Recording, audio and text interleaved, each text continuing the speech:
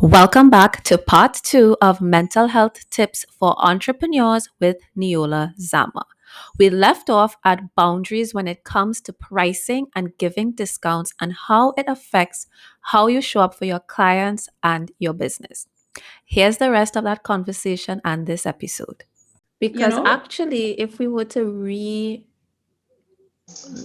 reevaluate the way we define nice, actually, it's not nice when you are discounting yourself because by extension, you are discounting the other person from really getting the full value. Because let's be honest, when we discount, we don't really enjoy it. We don't enjoy it. We don't mm, feel good. We have nobody's happy all the resentment time. and Exactly. we don't light up. And if you're not lighting yourself up when you land that client, then you are not even really showing up for that client or that I customer agree. to Yes, your full potential. Like, what is the incentive? I mean, yes, money exactly. can't be the only incentive, yes, but it's about compensating yourself adequately because I am sure that everybody who's listening to this podcast wants a thriving business. So somebody said, I will say who it is, but not by name at all.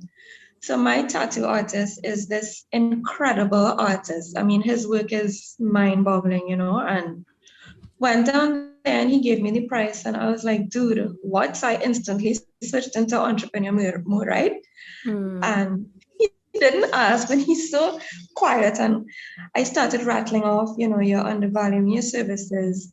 When the service appears too cheap, it actually puts a portion on the business so that people think, oh my gosh, like, I don't even want this.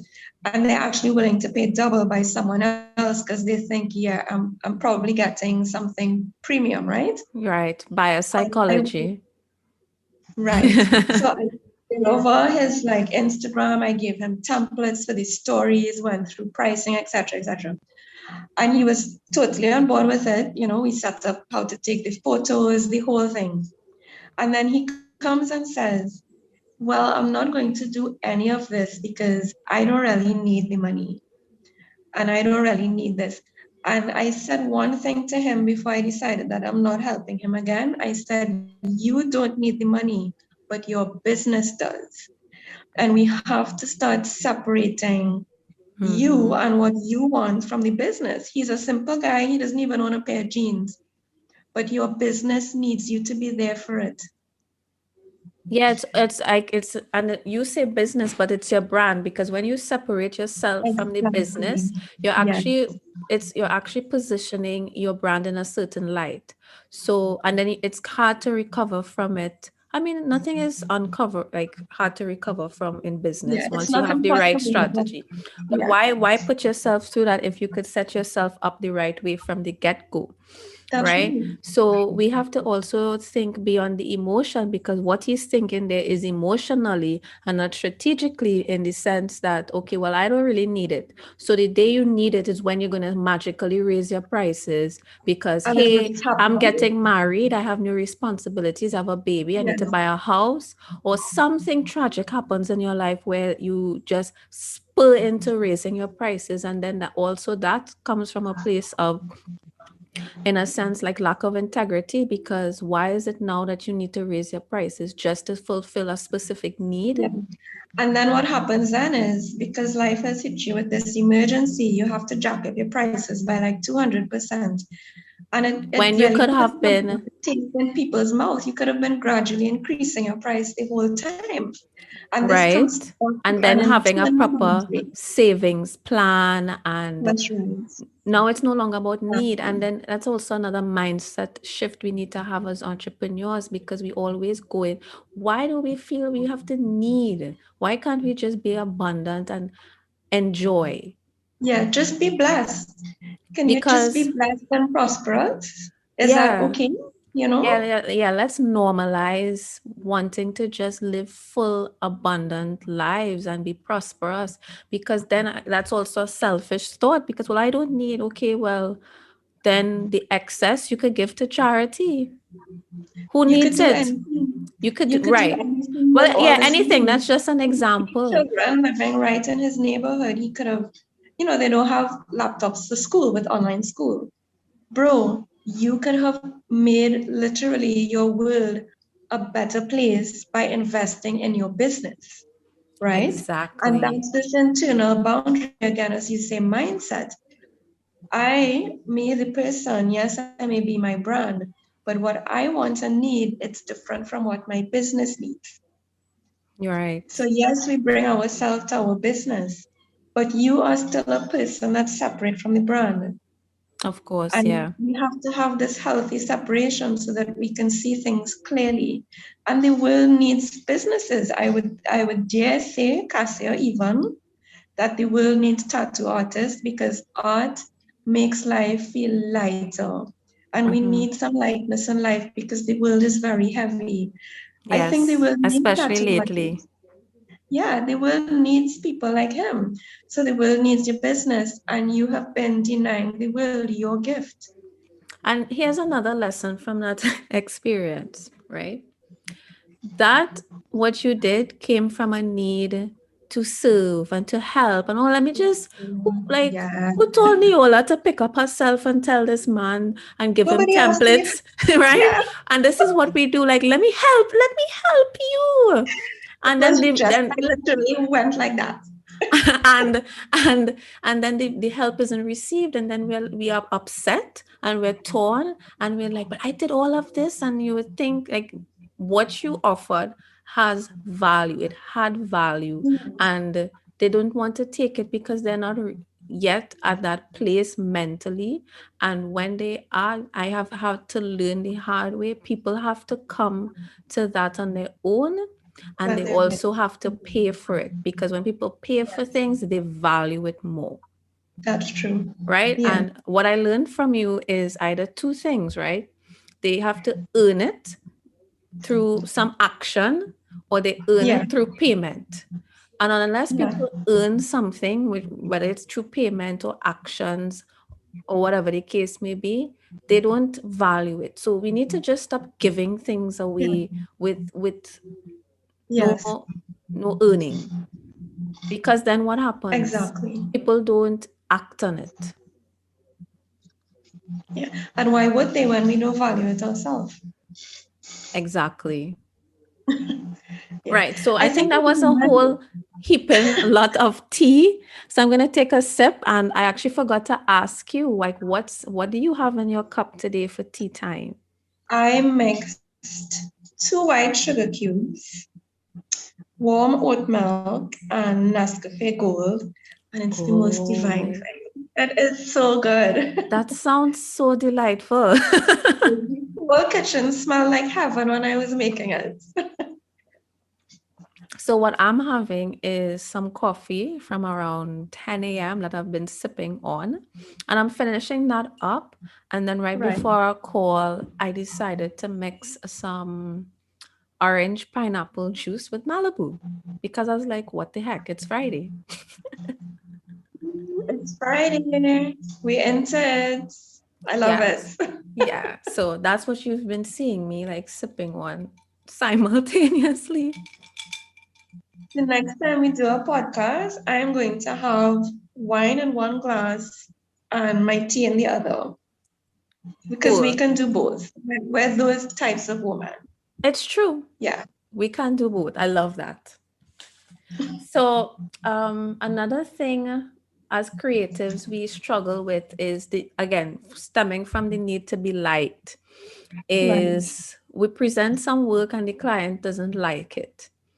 And we feel crushed because this is part of us. We created this, we made this, and we present it to you. And it's like, I don't think people really understand that it's a part of us. So when you say no, it's like we feel it really does affect our mental health. Like we have Like to a sleep. rejection. Yeah. Yeah. Yeah. And we have to learn how to detach from us, the individual, and the work that we created. So, what would be your tips for creatives who struggle to detach from the work? You know? So, one, change your mindset. I love being rejected. I think it's the best thing ever. I do because it says so much. Okay. It says that you're not my ideal client. It says that we'd probably have such a hard time working together and our time is just so valuable. It says that maybe our tastes are so different, we're going to continue butting heads into the creative process. It's probably going to be like pulling teeth to get paid. And if you can spare me the courtesy of Mm, having, my time to do something more worthy by rejecting me up front, I think that's actually a favor. And I think that's excellent for my business. That's why I say I love rejection, because I much rather have a red light at the beginning of my drive than you string me along with a yellow light for 2 months. And then you tell me when I'm fully invested, yeah, I don't really like this. So I think when I create something and I present it to someone and it's not for them, I love when they reject it right out, because it means now I have the privilege of offering it to someone who can work with it, mm, because my products are that valuable. Well, my product is a service, and yours would be your expertise and your design and all of the things that you do. And they're so valuable that I want to offer them to the person who understands the vision. So please reject me as soon as you can if that's the road that we have to go down. And we have to separate. Again, this is not a personal rejection. right. You just don't like the service. It's not for you. Not everybody likes a tall, dry cappuccino. Some people want a flat white, and that's awesome. Right. I can't give you flat white. I don't know how to make it. Tell me from the start so I can offer the cappuccino lover what I have. Right. So we have to change our mindset around this rejection. Rejection is a good thing. It's healthy and it's a wonderful thing. It saves you time, energy, and money. Hmm. Wow. It's true. It's really just something we kind of have to do. I guess, for listeners, I guess they might be wondering, but how? Do you have like any Yeah. coping mechanisms to help them? I think we have to find that fulfillment elsewhere.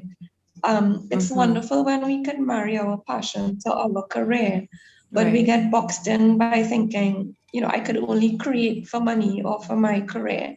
But that's not true. We could create in many ways. You can cook a beautiful meal, you can do a sketch, you can learn to play guitar, you can just walk outside somewhere and appreciate the green grass and the beautiful trees. I know it sounds trite, but it actually works because it fills you up with that sense of purpose and joy. That's what we need. We need that joy and that fulfillment that just comes from being alive and appreciating all these wonderful things. If you're only looking to your job for that sense of purpose and fulfillment, you will always be wanting. True. So find a way to get that good thing. I call it the good thing, the good vibe Right. elsewhere. Where else can you serve? Where else can Mm-hmm. you serve? We don't have to monetize everything. You can Right. contribute to a charity. Maybe for you, it's laughing with your children and be so filled up that a business rejection doesn't empty your cup. Mm-hmm. And that's a very personal walk and a very personal decision. So let me ask you, Cassia, what makes your heart sing? What fills you up and lights your fire outside of your job? That's a very good question.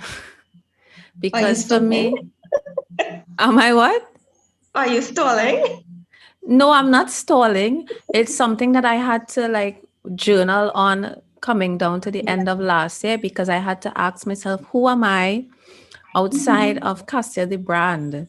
You know? Because personal branding, it's so easy to get lost in because it's a personal brand that, okay, this is me, the business is me. But I had to also separate, okay, I have Cassia the personal business brand, and then there's Cassia the person. So what I really had to sit with that. So that's why I said it's a very good question.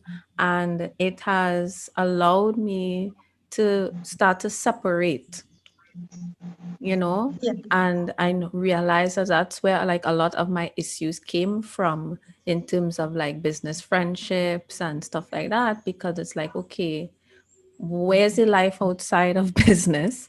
Because I Exactly. really do love what I do. I enjoy it. It just really brings me so much joy. It's, I guess, my safe space in some Yeah. way.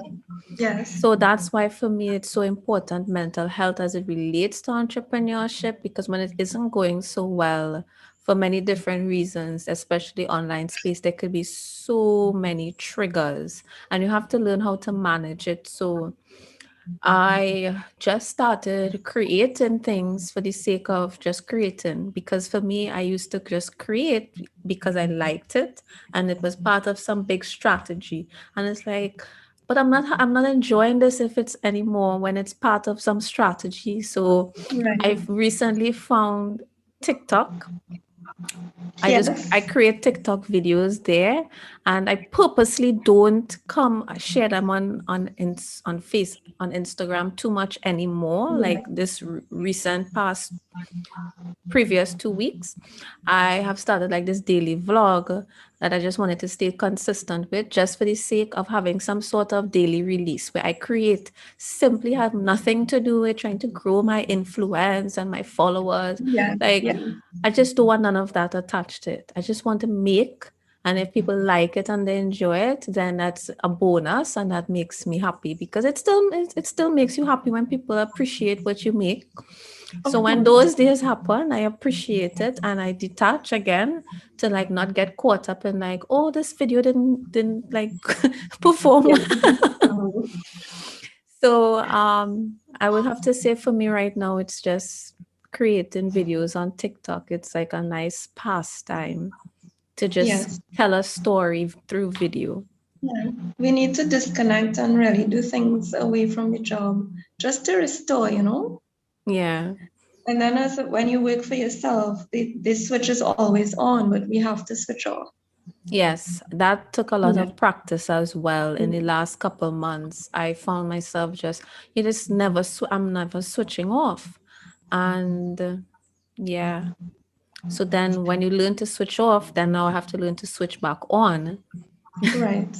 you So if I know? had to state that as a boundary, I'd say I work really hard in my business and I deserve downtime. I deserve white space.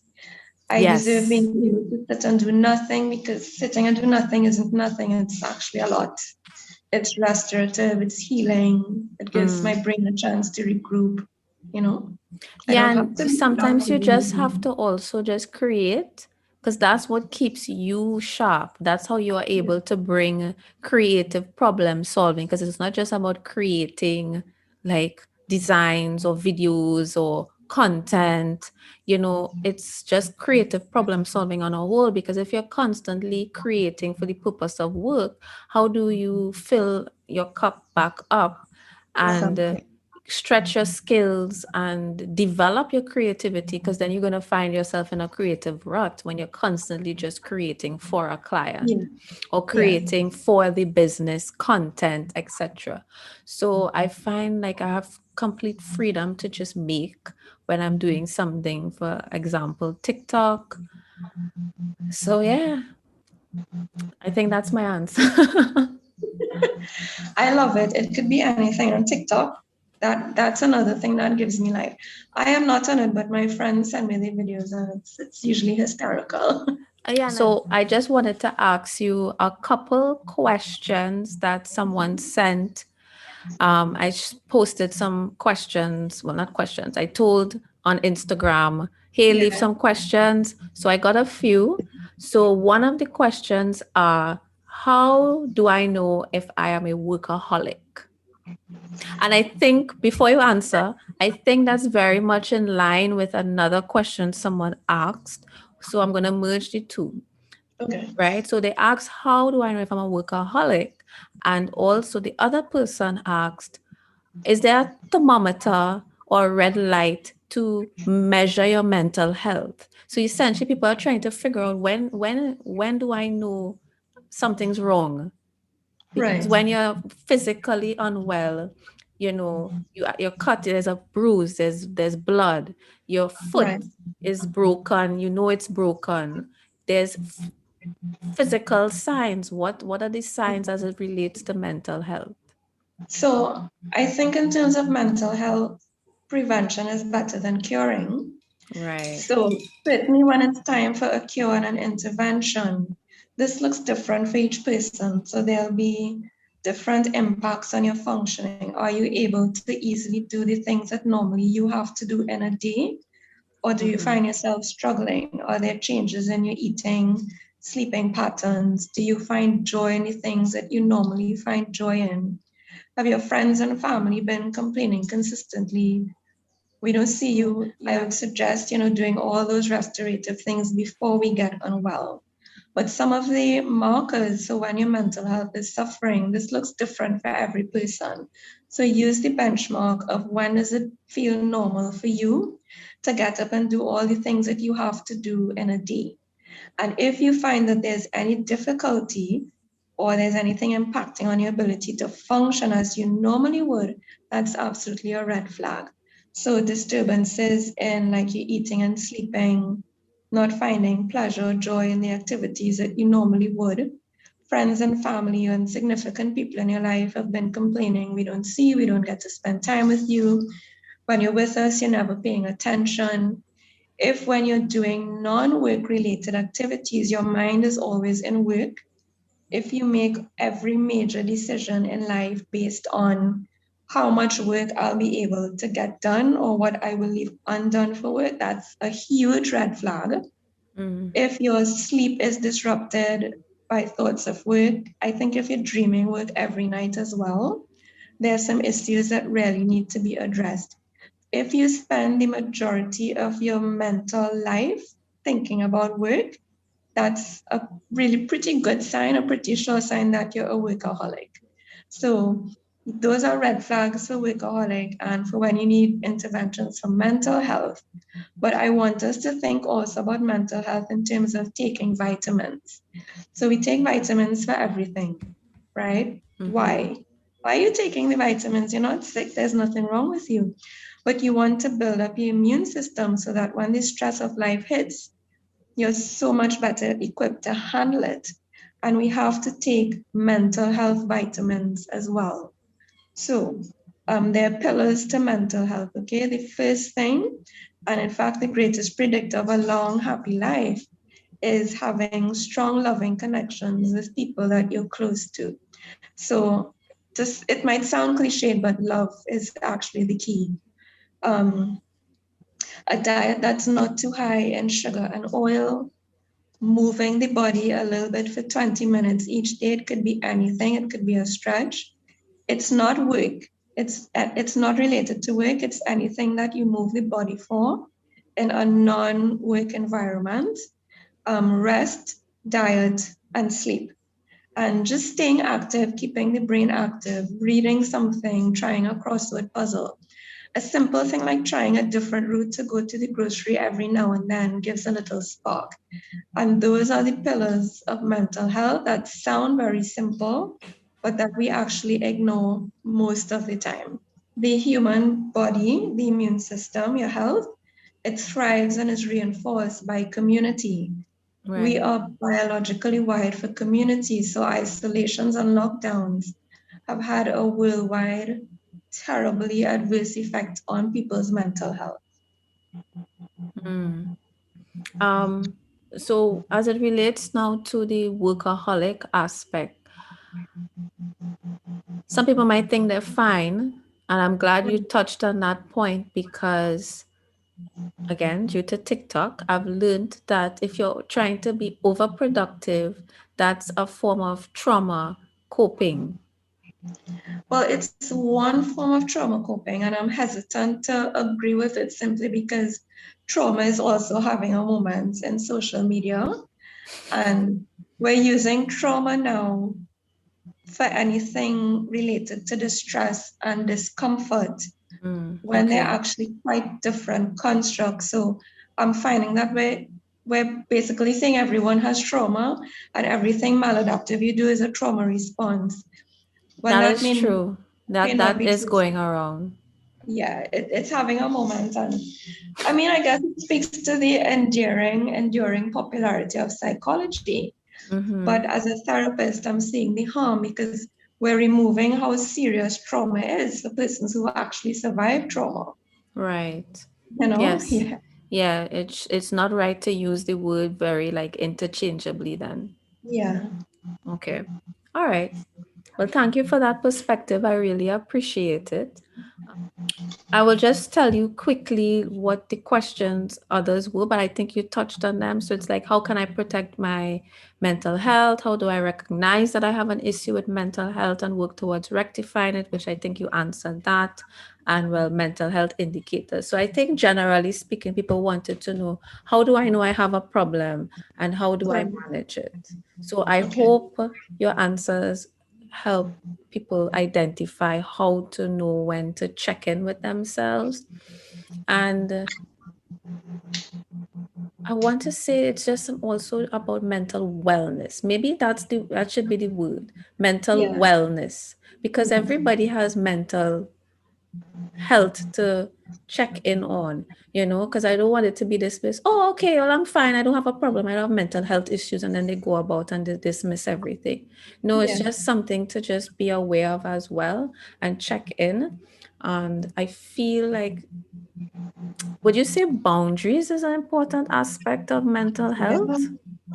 Because poor boundaries or too porous or too rigid boundaries are often at the root of so many. It's at the Mm-hmm. root of, codependency, overworking, being a workaholic, imposter syndrome, low self-esteem, poor relationship patterns.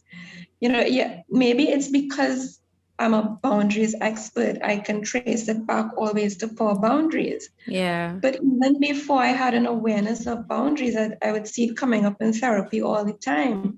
This person is not assertive. This person doesn't take care of themselves. This person is Yeah. so resentful, but they've never said, honey, I don't like this thing at all.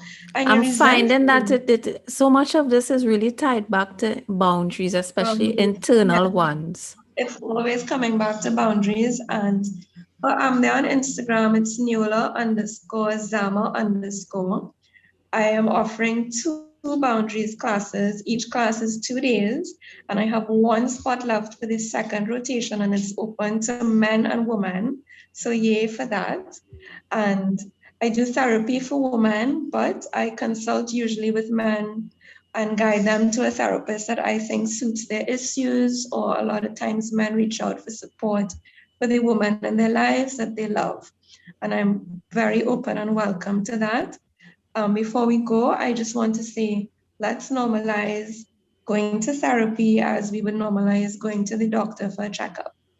Yes, that's a very, very good point. Okay. I, and I have a therapist there. I'm not sitting on the mountain doling out, sage, whatever. I deserve good therapy because my mental health is so important to me. And the better I am, the better my business is anyway. Mm-hmm. So I have a good therapist, and I'm one as well. Okay, good. All right. So thank you so much for joining me for this episode. And guys, don't be surprised if she's back again. I definitely see how we can segue into many different specific topics, but I hope this was really valuable to you all today. Thanks for having me, Cassia. Hey, if you made it this far, that means you enjoyed this episode. This was a part 2 series. So, I would really appreciate if you could leave a review. Now, I know many of you just listen on the web app using Anchor and you don't really listen on a podcasting app. So, there are 2 ways you can leave a review. One, you can screenshot this episode and share to Instagram stories so that I can reshare and shout you out. And I like to know who's listening. And if you have a podcasting app, you can just go on over, rate the show 4 or 5 stars, and leave your thoughts And that's it.